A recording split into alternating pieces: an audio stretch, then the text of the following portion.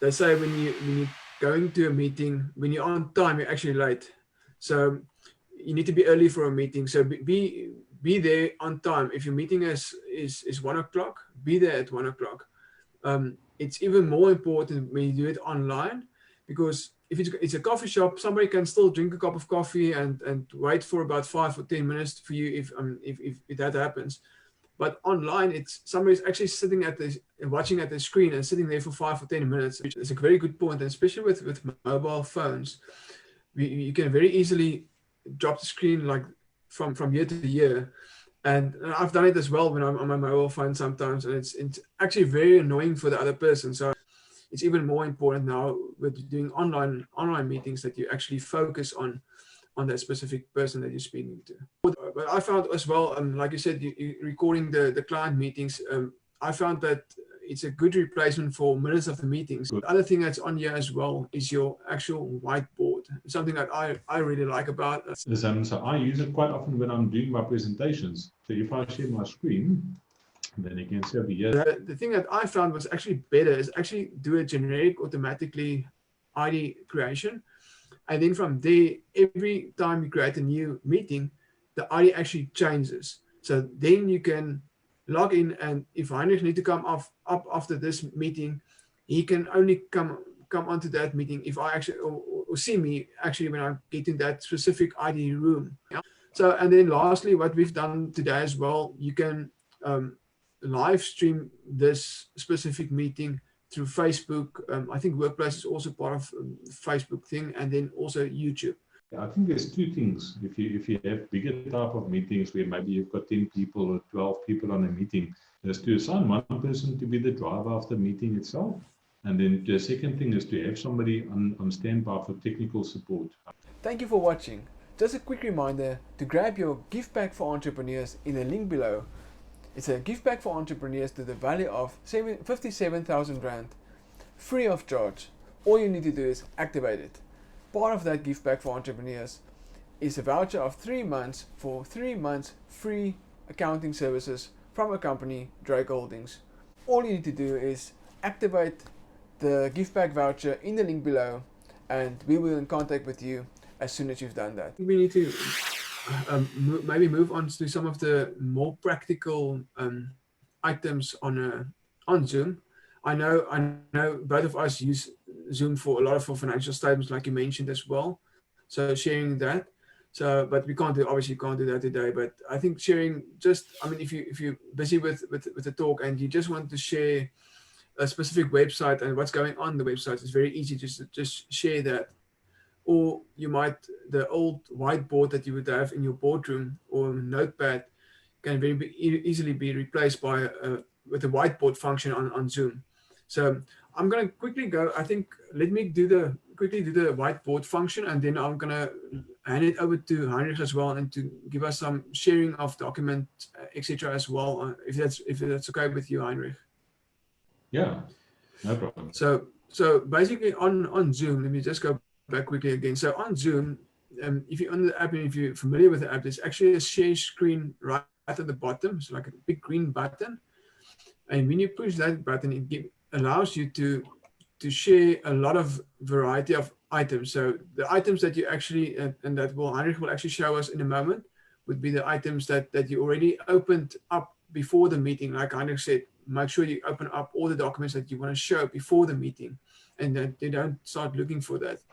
But other thing that's on here as well is your actual whiteboard. Something that I really like and some of my clients actually joke or make fun of me because I'm using that a lot. But I like drawing pictures, so it's really just sorry, I just want to make sure what's going on in my down here.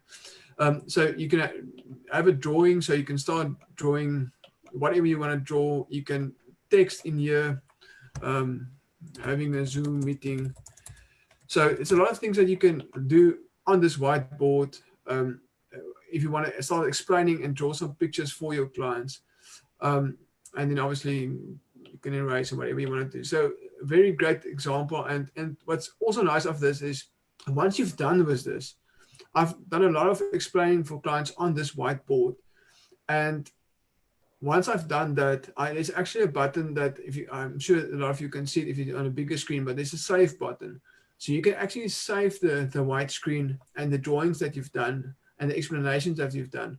So in my case, what I like to do on this is actually draw, because you can draw all kinds of let me just show you something else as well. So maybe like something like this.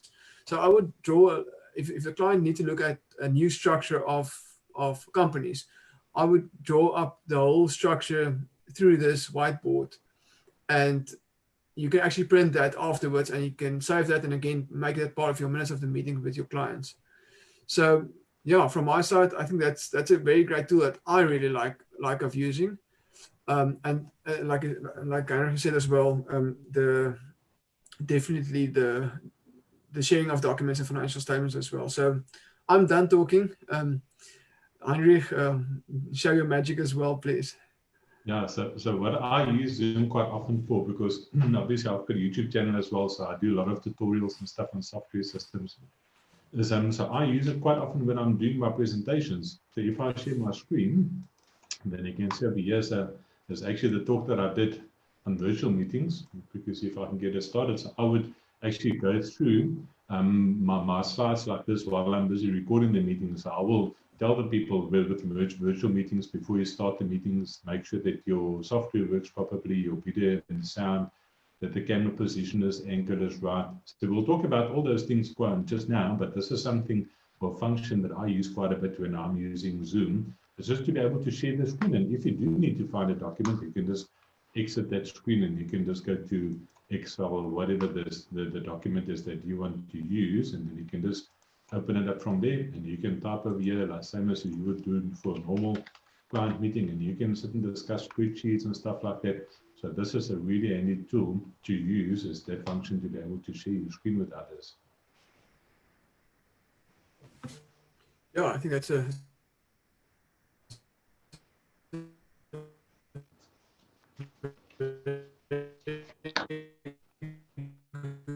tool, and for YouTube as well on specific subjects, and it's a great tool to use when you do recordings, because it's you can share documentation very easily and very quickly.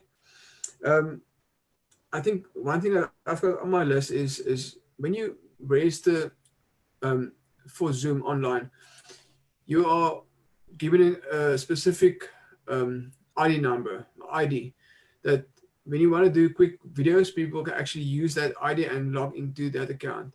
But what I found is sometimes, especially now in the beginning days of a lot of people using Zoom, is that they will have one certain ID number, but then they will log in with another login with another ID, and the client will actually waiting in another room on another ID. So it tends to happen. Everybody's frustrated, but it's actually just done by accident. So I think that's very important to note as well. When you do a meeting, you can actually, when you do the meeting, you can see right in the top, let's see, it's normally right in the left-hand corner of this, but you can see your ID. So make sure that ID meets the meeting request that you send to a client or to a person, that actually match, so that you don't, either one of you get frustrated on the process or on the meeting. Yeah, I think another thing as well, this is a practical thing that people forget about, is when you start with the meeting, to make sure that you silence your cell phone, and maybe just to put the notifications on your emails off as well. Otherwise, you're busy talking, and the next minute your phone starts ringing, and you start hearing these popping noises of your emails coming through. So I think, if you're going to give somebody some of your time, then just make sure that you just switch off all those distractions as well. I think that's just something small that I've seen in the past. I mean, it's not a big issue, but if you want to make a good impression on somebody, you need to give them your full attention. Yeah, I mean, like I said just now as well, I think it's valuable on and offline. I think it's very valuable offline, but it's just important because it's a one-on-one, especially it's a one-on-one, to give you value of time and don't have any distractions. Yeah. Heinrich, do you want to take us through the creating of a new meeting procedure? Are your screen ready to do that? I think you What can do do you? it fast. Yeah. Right. Let me. That's fine. I'll do it for us. Right. So let me just share that that screen for us. Right. So if you're not familiar with Zoom right now, it's basically just you go to zoom.us, which will take you right to the page where you can access your account or at least register a new account. So in my case, I've already have an account, so I'll just go to my account, and then you can obviously start seeing. You will have a personal meeting ID that you will see on the screen, your email that's linked to everything, and also what kind of capacity and license you have. There's various packages on this. There's obviously the entry level, and then there's some pro. I think they call it the pro, and then something else as well. So, but when you do have an account, you can go to meetings, and you can. There's actually the meeting of the day. You can see exactly how it looks like. So I'm actually let me show you how to do a create a meeting, and then I'll also show you how a meeting will look like when you're actually done. So schedule a meeting, uh, like Henrik said some time ago in this conversation as well. Make sure that the topic is correct. So if it's Heinrich and / Jasper, and it's for annual financial statements for 2020, state that exactly what will be discussing. And then if you want to additional to that, you can put in the description. And what I can suggest is if it's a long meeting or a variety of items, actually list those items in the description that it's almost like a minute of a meeting that you have in front of you. Right, and then from there, it's all basics. The next step is really just to look at the date and the time, and also the duration of that. I think that's also important, especially if you want to keep your meetings, if it's short meetings, make it shorter and keep it to let's say 15 minutes or 30 minutes of a meeting. And the next point is very important. That's the thing I've just discussed as well, or mentioned about your personal ID. There's my personal ID, so I can click on there, and then we automatically go to my ID, and you need a password to get in there.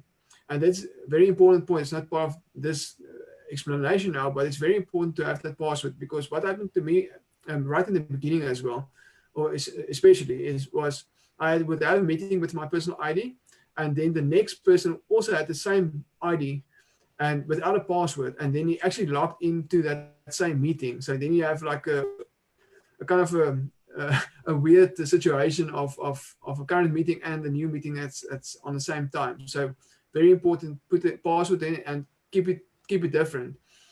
The thing that I found was actually better is actually do a generic automatically ID creation.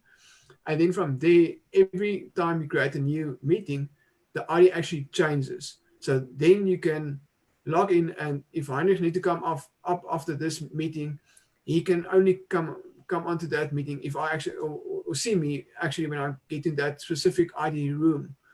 So I think that's very important, especially with a lot of meetings that you have on following each other. It's to actually have different IDs.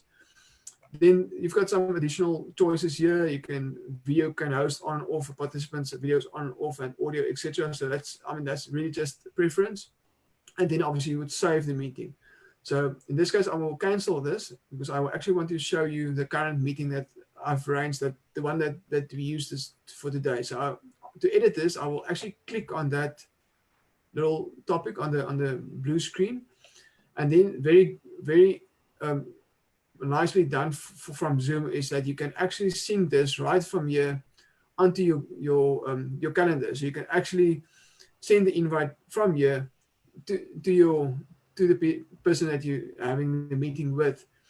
And you can, if you do it from your phone, you can actually, what I tend to do is actually copy the invitation right here. I've got the whole meeting request and invite here with the passwords and everything.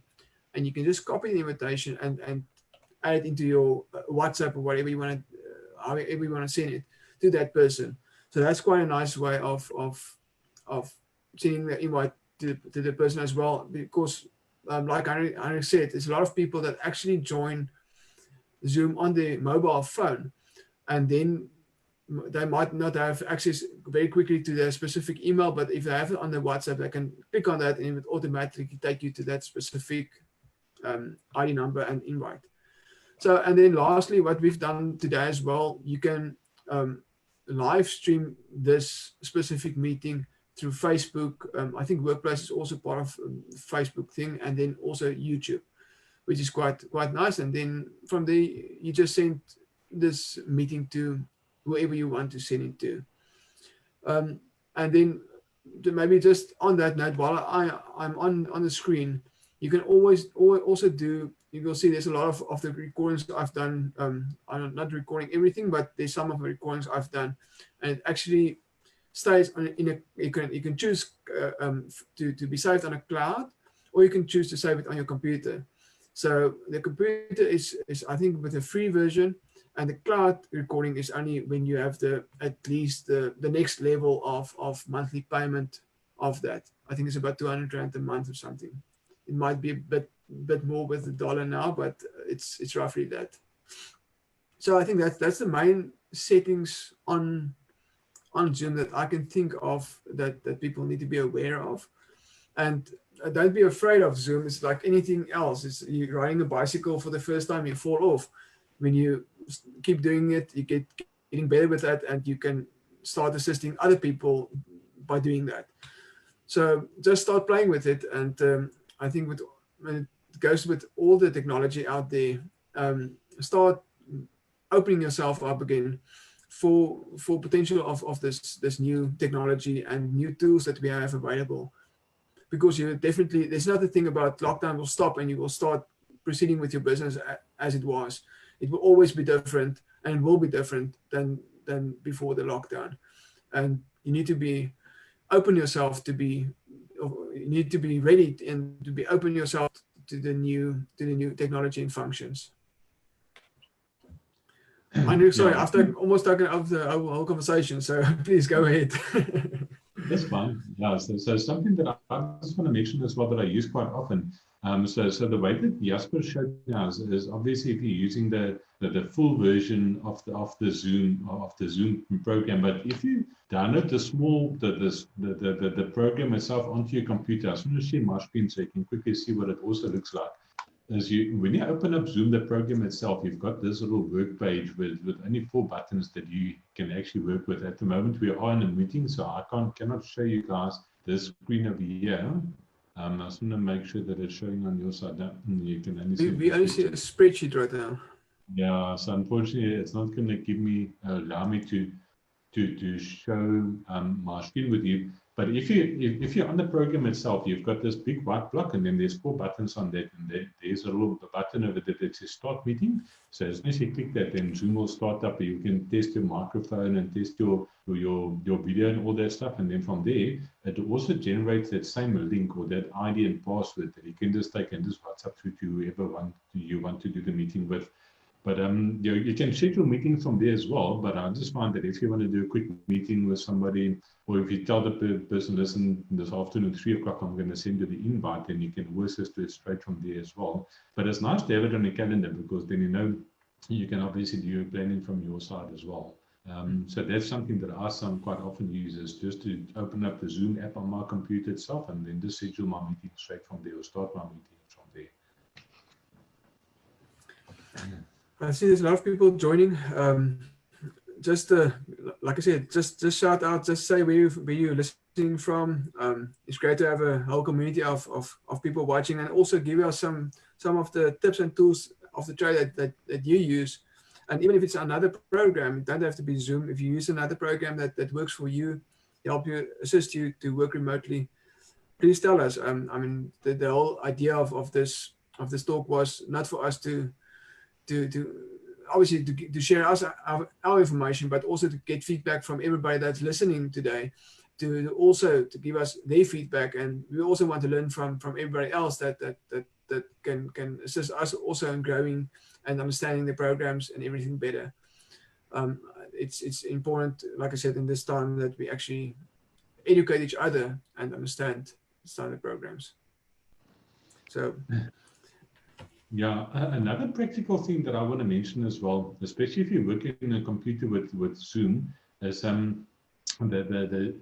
watched the video the other day, and they were talking about your position of your thumbnail on your screen itself, where to position the thumbnail of the talk that you're busy doing. And they said that you need to always try and get that thumbnail as close as possible to the camera itself, because if I take my thumbnail or the talk that we're busy with and I put it on the side over there and I'm looking that way, then you always get the impression or the feeling that I'm disconnected from Jasper, that I'm not actually looking directly at him or actually talking to him. Or if I put it down here at the bottom of my screen, then you can only see it at the top of my head. So it also looks like I'm disconnected from him.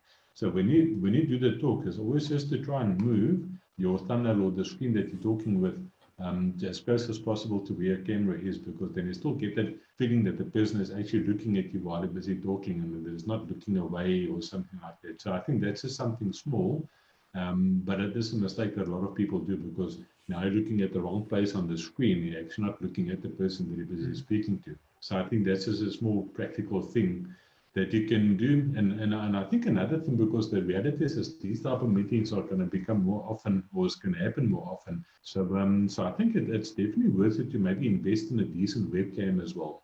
Because the one that I'm using now, I can't show you guys, but I think it's a Logitech webcam that I'm busy using. And it's got a built-in microphone, and it's not an HD quality webcam, but you know, you guys can see me, so it's not that bad, and you can see the sound quality is not that bad either. I was in a meeting earlier in the week, and the guy was using his internal camera on his laptop and the internal microphone, and I had to ask the guy to repeat himself probably about 5 times because I couldn't hear what the guy was saying. So every time I say, sorry, what are you saying? And then he's got to go closer to the computer to try and speak to me and stuff like that. So I think, you know, because especially if you know you're going to be doing online meetings, just to gear up a bit, you know, I mean, to get a decent webcam. I think I paid 700 Rand for this one. And yeah, I mean, that's not money, not for the type of the revenue that you can actually generate out of online meetings. So I think that's just something that you need to be aware of, or just make sure that you do a decent setup with it. And I think also something practical is to look at the area where you're doing the meeting in as well. And I've seen a lot of people where they do the meeting and then they've got this big window behind them and it's just light. You just see the silhouette of the person that you're busy speaking to. So I think just the way that you position yourself is not to make it that it actually looks professional. And even if it's just one corner in the lounge, that you've got a nice picture behind you, and make sure that your desk where you're busy working is clear, that you haven't got like Coke bottles and stuff and empty bags of chips and stuff lying around. And I think one thing that's really nice on Zoom that we've played around quite a bit is with virtual backgrounds, but that's more just a fun thing that you can play around. Let me see if I can show you guys a little bit of virtual backgrounds. So if I'm looking at mine, I'm going to put myself in space, then you can see what it looks like. The funky bald man. So the idea would be to have a green screen behind you, but I mean that's just something that you can use. You know, if the area that you're doing your talks in isn't that nice, then just put in a virtual background so that people can't see the mess that's behind you at least. Yeah, I think it's important. So yeah, I think it doesn't seem like there's any other really questions. So yeah, I think I can give it another 5 minutes for anybody that want to either give us some questions or just give us some pointers from your side. I really would love to see some pointers from everybody that's watching here as well, to see what you use and how you use it. So I think just while we're waiting for potential comments, Heinrich, you give us some more details about anybody that want to follow your YouTube channel. Where can they follow you? Yeah, so I've got a channel out there called SA Accounting Network. So if you go search for it, there's quite a few tutorials on there that I talk about accounting packages. I think I've got maybe about 6 different videos out there at the moment on Stage 1 accounting, where I just do free training for the people. And the original idea behind it was when we sign up new clients, we find that we need to do the same training with every single person every time. So if I combine the training that I do with a client when I sign on a new client. Maybe it takes me 3 hours to show the guy how to do an invoice on Sage and how to do the banking and all this stuff. So the logic behind the videos was actually just to do the training online. And then if we do get new clients, I give them the links, they can go onto the channel and just basically teach themselves. And we can just be there more from a support type of a thing.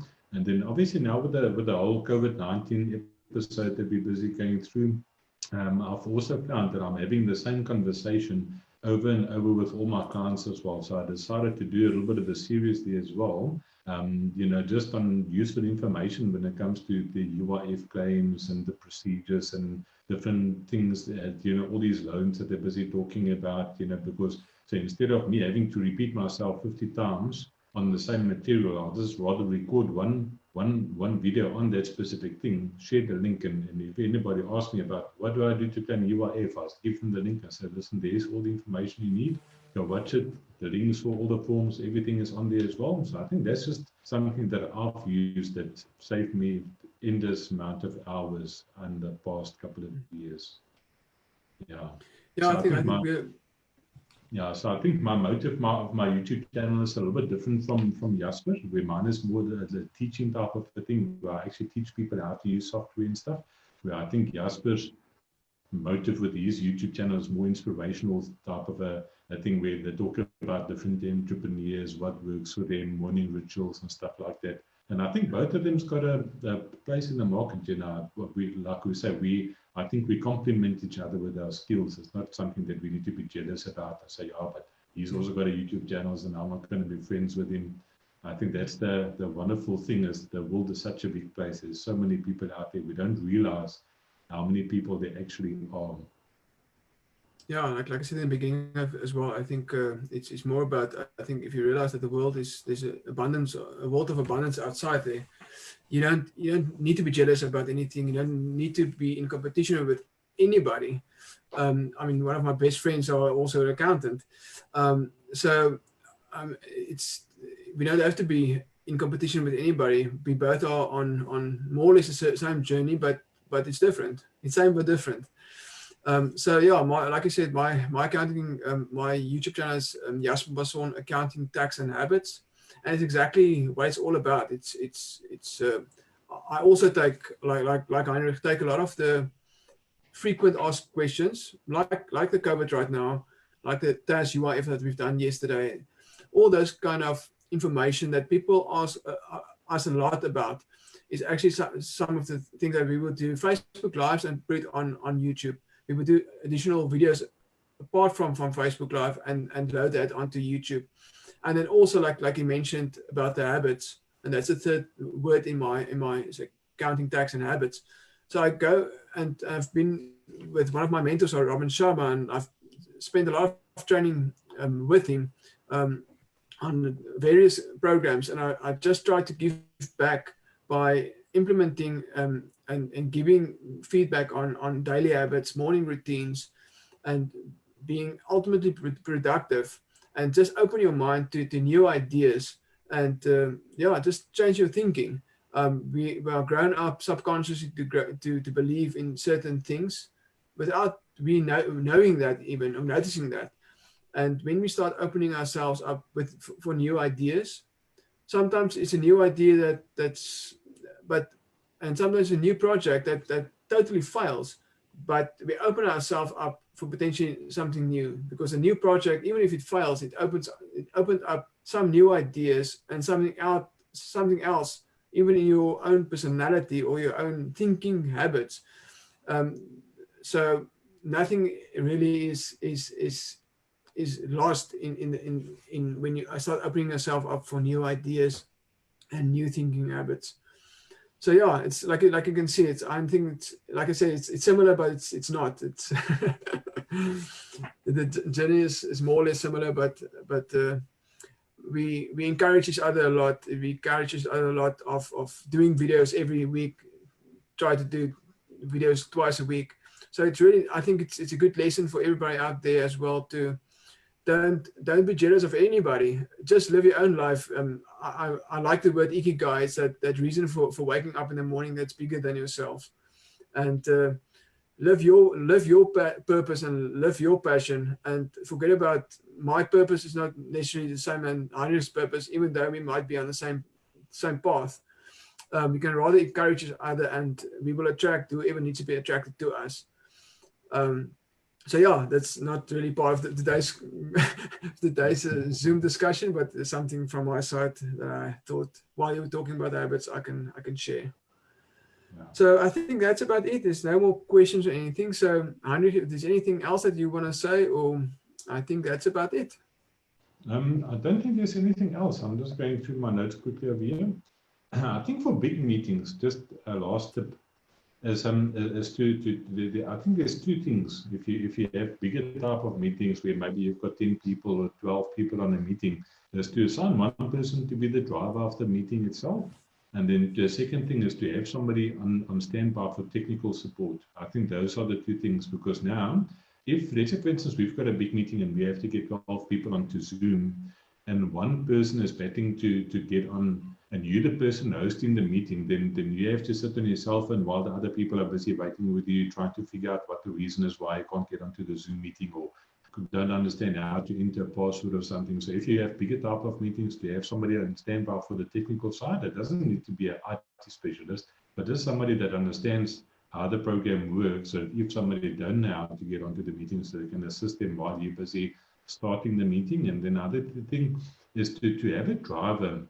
What I mean with that as well is, if you doing a meeting and this, for instance, I'm calling a meeting and we've got 12 people on the meeting today, and we set up the agenda before the time, as we said, we know what is that we need to discuss, is to have somebody that would draft that meeting forward. Otherwise, you have 12 people that are just sitting and umming and ahhing and nobody knows what to say. So you would have one person say, okay, this is point number one. Jasper, what is your opinion about that? What is your opinion? So the one person can lead that conversation. Then as soon as it's done, because then it just speeds up the process, and I think it just makes the meeting a lot more pleasant for everybody as well. So I think that's one tip, because sometimes I do bigger type of meetings where we sometimes have maybe 20 people or so on a meeting at a time. And that's just one thing that I've picked up, that's or two things: to have a technical guy on standby and to have a driver for meetings. And let me quickly see if there was anything else that I've missed. Yeah, I think the other thing is as well, is because you're sitting at home, a lot of people think that they can jump onto a meeting sitting in their pajamas or in their running shirt or something like that. So I think just from the start as well, is especially if it's a business meeting, you still need to dress to impress as well. Because a lot of people think, no, because it's a business meeting, I can sit in, or because I'm at home, I can sit in a t-shirt or my pajamas or something like that. So that's just something, it's just a part of making that first impression on the client as well, to make sure that you're wearing a decent shirt. Be careful for patterns and flowers and stuff like that. And especially for the girls as well, be careful for bangles and earrings that make a lot of noise, because you, as the person wearing it, can't hear it, but the other person that's listening to you, you're hearing this clunking sound the whole time. And I think that's something that's really distracting for people as well. So I think that's probably my last tip, is just to make sure that you yourself, you also dress for the occasion. Make sure that if it's a professional meeting that you're doing, that you look professional, because as in person, you only have one chance to make a first impression. If you miss that one chance, then it's gone. You can't go back and redo it again. I think it's a good point, and even just for dressing up and go, even if you're working from home, which is obviously should either be working or don't work at all. But if you actually still working from home, I like to still dress up. I might not be like today when I've got my black shirt and everything on, but I will still dress up and look my part, because it's a mindset thing for yourself, that you are there. It's game on. When I go sit in front of the computer now, it's game on. It's not I'm not there in my pajamas and it's like just sitting there and do some work. I'm actually going to my desk. I'm dressed, and I'm dressed for success. I'm there and I'm ready to go. So I think that's an important point for yourself, and like I said, for respect for meetings as well, for the other person, that and again for impressions as well.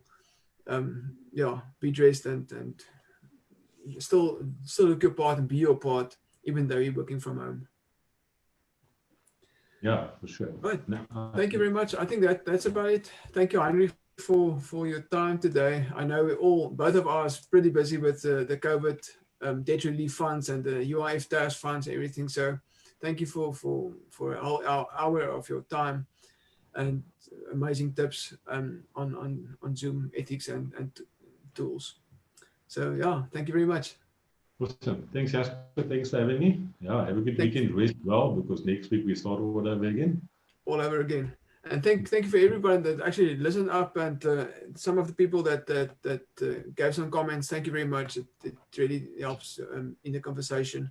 So yeah, thank you very much, and we will see you probably next week again for a Facebook Live. Okay. Thank you. Awesome. Bye bye. Thank you. Thank you for watching. Just a quick reminder to grab your gift pack for entrepreneurs in the link below. It's a gift pack for entrepreneurs to the value of 57,000 Rand, free of charge. All you need to do is activate it. Part of that gift pack for entrepreneurs is a voucher of 3 months for 3 months free accounting services from a company, Dryk Holdings. All you need to do is activate the gift pack voucher in the link below, and we will be in contact with you as soon as you've done that.